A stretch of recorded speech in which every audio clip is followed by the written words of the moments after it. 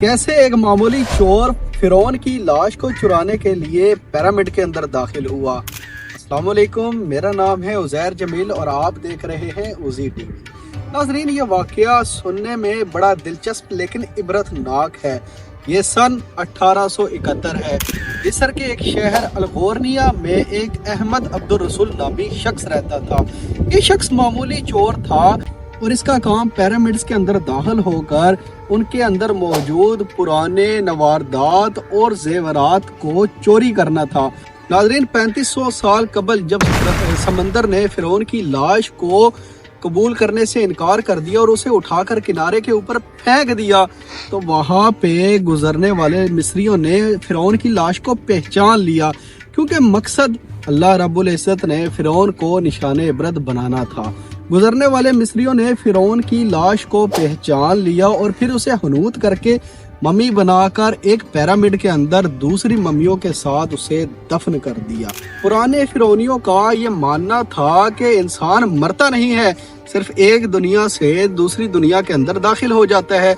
अगर वो बुरे काम करता रहा है तो उसे जहन्नम में डाला जाएगा, और अगर वो अच्छे काम करता रहा है तो भी वो जिंदा रहेगा। इसलिए जिंदा रहने के लिए उसे चीजों की जरूरत पड़ेगी, जैसे कि कपड़े, जूते और खिदमतगारों की। इंसान को मम्मी बनाकर हुनूत कर देते और उसके साथ कपड़े, जूते, यहाँ तक के खिदमत करने वाली लौंडियों, और कई दफा अगर मरने वाला कोई राजा है तो उसकी बीवियों को भी जिंदा हनूत करके मम्मी में तब्दील करके उसके साथ पिरामिड के अंदर दफन कर दिया जाता था। अच्छा, मम्मी बनाने का अमल बड़ा दिलचस्प था।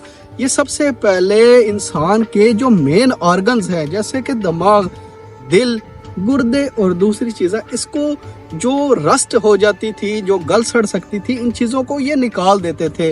निकालने के बाद उसके पेट में अंतड़ियों को निकाल कर साफ करके उसके अंदर मसाला लगा देते थे और फिर उसकी बॉडी को नमक में दफन कर देते थे।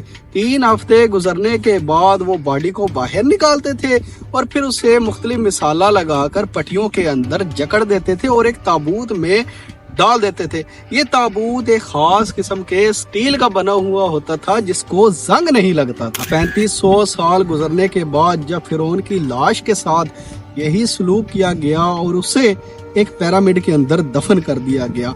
अहमद अब्दुल रसूल नामी चोर एक दिन दरियाए नील के किनारे गश्त कर रहा था, आवारागर्दी कर रहा था, और अचानक उसे वो फिरौन का पिरामिड मिल गया। वो पिरामिड आधा जमीन के अंदर था और आधा जमीन से बाहर था। अंदर जाने के लिए कोई रास्ता नहीं था, लेकिन वो शातिर और चालाक किस्म का शख्स था। उसने मुख्तलिफ जगहों पर खुदाई करके उस खुफिया रास्ते की तलाश शुरू कर दी, जिससे गुजर कर उसने तय खाने के अंदर जाना था। वो ये काम रोजमर्रा की रूटीन के मुताबिक कर रहा था। अचानक उसको उस खुफिया रास्ते का पता चल गया। उसकी खुदाई शुरू कर दी। वो रास्ता सीधा तय खाने के अंदर जा रहा था, लेकिन उसकी बदकिस्मती देखिए कि वहां पर गुजरने वाले मिस्रियों ने उसे पकड़ लिया और उसे पुलिस के हवाले कर दिया। लेकिन एक अक्लमंदी ये की गई कि उस रास्ते को जिसे वो खोद रहा था, उसकी खुदाई को बंद नहीं किया गया और मुसलसल खुदाई को जारी रखा गया। 20 साल गुजरने के बाद बिलाखिर वो उस पिरामिड के तहखाने के अंदर जाने में कामयाब हो गए, जहाँ पे फिरौन दफन था। वहाँ पे बहुत सी मम्मियाँ थी और इन मम्मियों के दरमियान एक लाश के ऊपर सीने के मुकाम पर फिरौन का नाम लिखा हुआ था। पूरे मिस्र में भूचाल आ गया था। फिरौन की लाश दरियाफ्त कर ली गई। फिर इसकी लाश को काहिरा लेकर जाया गया और निशानदेही की गई कि क्या ये फिरौन की लाश है या कोई और है। नाज़रीन, ये निशानदेही कैसे की गई और ये निशानदेही करने वाला साइंसदान कौन था और उसने इस्लाम कैसे कबूल किया, यह आपको अगली वीडियो में बताऊंगा।